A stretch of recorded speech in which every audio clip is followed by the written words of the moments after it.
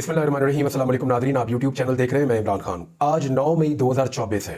एक साल पहले 9 मई 2023 जो वाक़यात हुए वो पाकिस्तान की तारीख के ऊपर अपना ऐसा नक्श छोड़ कर गए हैं कि ऐसा लगता है कि पाकिस्तान कई साल तक इन वाक़यात के अंदर फंसा रहेगा। यानी सुबह से लेकर शाम तक जो कुछ भी होता रहा 9 मई को, 10 मई को, और उसके बाद जिस तरह की सूरत हाल बनी और फिर जिस तरह आज तक वो सब कुछ चल रहा है। अभी भी बहुत सारे लोग कैद हैं, कई लोग जो हैं वो मिलिट्री कस्टडी में हैं, कई लोग जो है वो जेलों के अंदर बंद हैं, कई लोग जो है वो जमानतों के ऊपर बाहर हैं, कई लोग जो है वो केसेस का सामना कर रहे हैं और कुछ लोग ऐसे हैं जो मफरूर हैं। और इमरान खान साहब जिनको पिछले साल 9 मई को गिरफ्तार किया गया था वो फिर बाद में आज़ाद हो गए थे, लेकिन फिर दोबारा गिरफ्तार हो गए और तब से लेकर अब तक वो जेल के अंदर मौजूद हैं। तो पिछला 9 मई भी उनका गिरफ्तारी के दौरान था, हिरासत में था। इस 9 मई को भी इमरान खान साहब गिरफ्तार है। आज का दिन बहुत बड़ा है। एक तो इस हवाले से कि पाकिस्तान तहरीक इंसाफ ने अनाउंस किया हुआ कि वो एहतजाज करेगी पूरे पाकिस्तान के अंदर, और जहां पे सूबाई हुकूमतें पाकिस्तान तहरीक इंसाफ की नहीं है वहां ताकत के साथ उनको रोका जाएगा। दूसरा, टीवी चैनल्स के ऊपर आज जो है वो मैराथन ट्रांसमिशंस भी होंगी और बहुत सारी चीजें हैं। पीएमएलएन जो है वो कोशिश करेगी कि किसी तरह पाकिस्तान की सबसे बड़ी सियासी जमात को पाकिस्तान की फौज के सामने लाकर खड़ा किया जाए, और इसी तरह का उन्होंने पूरा एक बयानिया बनाया है। मैंने आपको अपने पिछले वीलॉग में बताया भी था। अब एक चीज बड़ी क्लियर हुई है, आज का दिन बड़ा कुछ और हवालों से भी है। एक तो ये है कि ये 9 मई के हवाले से, दूसरा वकला ने पूरे पाकिस्तान में एहतजाज की और हड़ताल की कॉल दी है। इस हवाले से लाहौर हाई कोर्ट में जो जजेस अपॉइंट किए गए थे ट्रिब्यूनल के लिए, ये जो इलेक्शन ट्रिब्यूनल बने हैं ना, इसमें हाई कोर्ट के जजेस होते हैं जो फैसला करते हैं ये इलेक्शन ठीक हुआ है, इसका रिजल्ट ठीक आया या गलत आया। तो वो ये कर सकते हैं, उनके बाद ये इख्तियार होता है ट्रिब्यूनल के पास कि वो गलत जीती हुई सीट को सही जीते हुए आदमी को दे दें। पाकिस्तान तहरीक इंसाफ की जो आखिरी उम्मीद है वो इन जजेस से है, अल्लाह रब्बुल इज्जत से होती है, लेकिन इन जजेस से है कि ये जजेस इंसाफ देंगे और फॉर्म 45 के मुताबिक फैसला देते हुए पाकिस्तान तहरीक इंसाफ को उनकी जीती हुई सीटें वापस करेंगे। उनका क्लेम है कि उनकी 180 सीटें, जबकि उनको जो मिली हैं वो 90 से ज्यादा है। अच्छा, अब मामला यह है कि आधी सीटें उनकी खाई गई हैं, तो वहां पे भी एक प्रेशर सिचुएशन मौजूद है। और वकला के एक एहतजाज के ऊपर जिस नौयत का लाठीचार्ज हुआ, आंसू गैस की शेलिंग हुई, गिरफ्तारियां हुई, वाटर कैनन का इस्तेमाल किया गया, जो टॉर्चर हुआ, उसके बाद वकला के अंदर बड़ा गमो गुस्सा है और उन्होंने एहतजाज की कॉल दी है। तो देखते हैं कि हुकूमत इससे कैसे निपटती है। दूसरा जो बहुत बड़ा मसला आज के दिन, ये पाकिस्तान की तारीख में पहली बार होने जा रहा है और ये अब तक की बहुत बड़ी खबर है। जजेस के खिलाफ सोशल मीडिया के ऊपर जो तौहीन आमेज एक कैंपेन चलाई गई थी, जिसमें दो मुअज़्ज़िज़ जज साहिबान हैं, एक बाबर सत्तार साहब और दूसरे मोहसिन अख्तर कियानी साहब। इन दो जजेस के खिलाफ कैंपेन चलाई गई और उनके जो पर्सनल डॉक्यूमेंट हैं जो इदारों के पास सिर्फ मौजूद होते हैं, मेरे आपके पास किसी आम आदमी के पास नहीं होते। ये जो डॉक्यूमेंट है ये इदारों के पास मौजूद होते हैं और ये अमानत होते हैं इदारों में, इनको पब्लिक नहीं किया जा सकता। तो ये डॉक्यूमेंट कैसे कुछ लोगों के हाथ लगे और उन्होंने उसको सोशल मीडिया के ऊपर डाल के इनकी फैमिली की और इनकी पर्सनल लाइफ को सबके सामने रखा, बल्कि उनके ऊपर कीचड़ भी उछाला। तो ये जो हरकतें की गई हैं दो जज साहिबान के खिलाफ, इसके ऊपर दोनों जज साहिबान ने अपने चीफ जस्टिस को खतूत लिखे। अब हालात क्योंकि बड़े हसास हैं इस वक्त, तो फौरी तौर पर उस पर एक्शन हुआ और दो लार्जर बेंच बन गए हैं। इस्लामाबाद हाईकोर्ट में दो लार्जर बेंच बन गए हैं। एक बेंच जो बना है, जो जस्टिस मोहसिन अख्तर कियानी साहब वाला केस सुनेगा, लार्जर बेंच, उसमें जस्टिस आमिर फारूक साहब जो चीफ जस्टिस है इस्लामाबाद हाई कोर्ट के, जस्टिस मियां गुल हसन औरंगजेब साहब, जस्टिस अरबाब मोहम्मद ताहिर साहब इस बेंच का हिस्सा है। जो जस्टिस बाबर सत्तार साहब का केस सुनेगा वो बेंच जो है जस्टिस मोहसिन अख्तर कियानी, जस्टिस तारिक महमूद जहांगीरी और जस्टिस एजाज इसहाक खान का बेंच है। अब मामला यह है कि सवाल ये नहीं उठाया जाएगा कि इसने क्या बदतमीजी की, सवाल ये उठाया जाएगा कि इन जजेस का जो हसास डाटा है, जो पर्सनल डाटा है, जिस तक किसी आम शहरी की एक्सेस नहीं हो सकती, इदारों ने या इदारों के अंदर से वो डाटा कैसे निकला और आम लोगों तक पहुंचा, जिन्होंने सोशल मीडिया पे इन जजेस को मजाक उड़ाने के लिए उस डाटा का इस्तेमाल किया। ये काम बड़े लंबे अरसे से किया जा रहा है, कभी तो इसको जाकर ब्रेक लगनी थी। तो यहां पे ये चीज सामने आई है। साइफर वाले केस में भी एक ऐसी चीज सामने आ गई और वो मैं आपको बताऊंगा कि एक्चुअली साइफर वाले केस में क्या होने जा रहा है। आज का दिन बहुत अहम है, बहुत अहम है, स्पेशली इस्लामाबाद हाई कोर्ट में तो बहुत ही ज्यादा अहम है। अब एक तो ये केस है और ये अपनी नौयत का एक तारीखी केस है, और इस केस में जब फैसला आएगा तो बहुत सारे इदारों को बहुत सारी चीजों का जवाब देना पड़ेगा। एक तो ये हो गया। दूसरा एक केस जो है वो साइफर वाला, उसके अंदर भी एक डेवलपमेंट हुई है, वो मैं आपको बताता हूं बाद में। लेकिन पहले आपको यह बता दूं कि जो माफी वाला मामला 9 मई को लेकर पाकिस्तान तहरीक इंसाफ से तकाजा किया जा रहा था, ये तकाजा पीएमएलएन के सहाफी भी कर रहे थे, एस्टेब्लिशमेंट के जो करीब रहते हैं सहाफी जो उनको रिपोर्ट करते हैं वो भी कर रहे थे, कुछ एंकर साहिबान भी कह रहे थे और कुछ सियासतदान भी कह रहे थे कि तहरीक इंसाफ को माफी मांगनी चाहिए, इमरान खान साहब को माफी मांगनी चाहिए। तो डीजी आईएसपीआर ने भी फाइनली इसके ऊपर ये बात की। तो जब उन्होंने ये बात की तो फिर पाकिस्तान तहरीक इंसाफ का जवाब आया। मैंने आपको बताया इमरान खान का जवाब। अब हुआ यह है कि ओवरऑल एनालिसिस अगर आप करें तो पाकिस्तान तहरीक इंसाफ तकरीबन सारी की सारी यानी कुछ शादो नादरी होगा जो ये कह रहा होगा कि ठीक है मामला फहमी से मामला हल कर लेते हैं, वरना अक्सरियत जो है पाकिस्तान तहरीक इंसाफ की, उनके कारकुनों की और उनकी लीडरशिप की, उन्होंने माफी वाली ऑप्शन को रद्द कर दिया है कि माफी तो नहीं मांगेंगे। अब इसमें जो चीजें मेरे सामने मौजूद हैं वो मैं आपके सामने रख देता हूं। सबसे पहले आप डॉक्टर यास्मीन राशिद साहिबा जेल में मौजूद है। इनका कहना है कि आधा दिन मेरा गुजर जाता है छिपकलियों से और चूहों से लड़ते हुए, और बाकी आधा दिन वो ये कह रही है कि मैं किताबें पढ़ के गुजार देती हूं, तो जो कुछ भी मेरे साथ करना है, जितना जुल्म करना है करते रहो, मैं जेल में खुश हूं, मैं ये टाइम गुजार लूंगी। ये कैंसर सर्वाइवर है और कैंसर की पेशेंट, और इतना जुल्म और इस उम्र के अंदर, लेकिन वो ये इसको सह रही है यास्मीन राशिद साहिबा।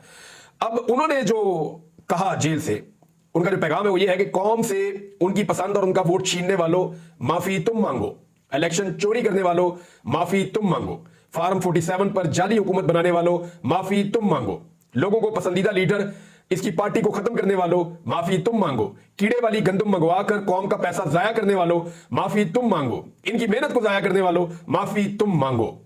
अब जो है वो यास्मीन राशिद साहब ने कहा कि चीफ जस्टिस साहब कौन पूछेगा इन्हें, और ये उनका जो है एक स्टेटमेंट है और उन्होंने भिजवाया। ये कल का स्टेटमेंट है, मैंने अभी आपको बता दिया। इसके अलावा जो है वो असद कैसर साहब का स्टेटमेंट, कारकुन जो कह रहे हैं वो सोशल मीडिया पे आ रहा है, वो तो मान ही नहीं रहे माफी में। असद कैसर साहब जो कह रहे हैं, उन्होंने कहा कि अल्लाह माफ करे, माफी हम अपने बाप से नहीं मांगते, किसी और से क्या मांगेंगे, तमाम मुल्क के इदारे आइन की इज्जत करें। ये जी असद कैसर साहब का स्टेटमेंट था। और इसमें एक ना स्टेटमेंट आया जो बड़ा अजीब चीज हुई है, ख्वाजा आसिफ साहब ने स्टेटमेंट दिया है।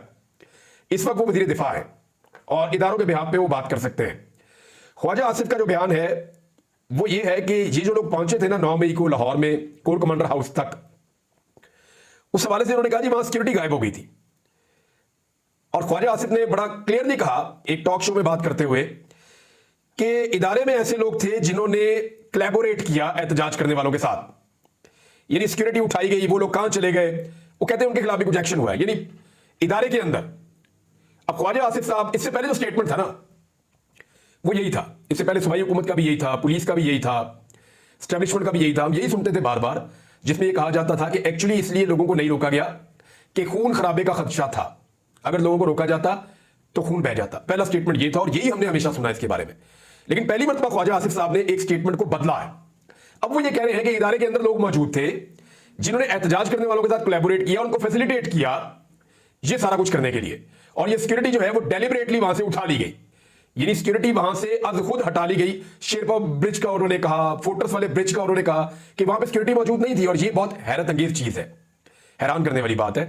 यही सवाल जब बार बार उठाया जाता था तो आज पहली दफा ख्वाजा आसिफ ने इसके ऊपर एक डिफरेंट मौकिफ लिया है, यानी इससे पहले कुछ और कहते रहे हैं, अब इसके बारे में कुछ और कह रहे हैं, और याद रखिए 1 साल गुजरने के बाद कह रहे हैं। महमूद खान अचकज़ई साहब ने एक स्टेटमेंट दिया, उन्होंने कहा कि पहले मार्शल लॉ लगाने वाले माफी मांगे, फिर 9 मई वाले भी माफी मांग लेंगे। ये इस्लामाबाद में एक सेमिनार हो रहा था, तहफ़्फ़ुज़ आईन पाकिस्तान कैसे और क्यों, उसमें उन्होंने कहा कि गैर आईनी इक़दाम के खिलाफ जहाद शुरू कर दिया है, और अब एक ऐसे जहाद का आगाज किया है जिसके बगैर हकीकी आज़ादी नामुमकिन है। जब तक इदारे अपनी मुतय्यन करदा हुदूद में नहीं रहेंगे उस वक्त तक मसाइल हल नहीं होंगे। अब हमें जुर्रत करके इस्लाह करनी होगी। उन्होंने कहा कि हमें अपनी हुदूद का पता है, हर डिप्टी कमिश्नर इलेक्शन कमीशन के दफ्तर में आपका बंदा क्या कर रहा है, ये गैर आईनी है, इस मुदाखलत के खिलाफ उठना जहाद है। उन्होंने कहा कि जिस दिन आइन को छेड़ने मार्शल लॉ लगाने की कोशिश की गई, हमारे कारकुन सड़कों पर होंगे। इससे पहले डिक्टेटर को पार्लियामेंट से तहफ़्फ़ुज़ दिया गया, मार्शल लॉ लगाने वाले पहले माफी मांगे। ये महमूद खान अचकज़ई हैं। बैरिस्टर गौर ने कहा कि साजिशी टोला कहने वाले माफी मांगे, किसी के सर्टिफिकेट की हमें जरूरत नहीं है। और उन्होंने कहा कि कल की प्रेस कॉन्फ्रेंस में फॉर्म 47 की तरह हकायक दिए गए, हम साजिशी टोला नहीं है, इसकी मजम्मत करते हैं। पाकिस्तान तहरीक इंसाफ 180 सीटें जीत चुकी है और ईवान में हमारे पास 2 तिहाई अक्सरियत है, लिहाजा 7% की बात को दुरुस्त कर लें, और बल्कि साजिशों को बेनकाब करने के लिए हम तहरीक चला रहे हैं। हमें साजिशी टोला ना कहा जाए, हम आइन की बालादस्ती के लिए निकले हैं, हम मुल्क के वफादार हैं, किसी के सर्टिफिकेट की हमें जरूरत नहीं है। खान को किसने अगवा किया? खान साहब बार बार कह चुके हैं मुल्क भी हमारा है और फौज भी हमारी है।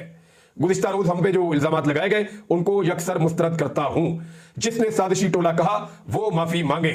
उमर यूब साहब ने कहा कि आर्मी पब्लिक स्कूल और एबटाबाद कमीशन की रिपोर्टें भी पब्लिक होनी चाहिए।